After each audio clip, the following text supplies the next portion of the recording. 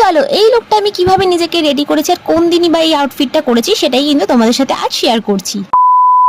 Hello everyone, welcome back to তোমাদের পছন্দের get ready with me video নিয়ে চলে এসেছি। এই লুকটা ক্রিয়েট করেছিলাম হচ্ছে সপ্তমীর সকালে ষষ্ঠীর সকালে, মানে সকালে প্রত্যেকটা লুক আমি কিন্তু খুব সিম্পল অ্যান্ড ক্যাজুয়াল ভাবে রেডি হয়েছি, কারণ এটা ছিল সকালের লুক। সকালে তো এর থেকে বেশি সাজগোজ করার মতন আর কিছুই ছিল না, তাই একদম সিম্পল অ্যান্ড ক্যাজুয়াল ভাবে নিজেকে রেডি করেছিলাম।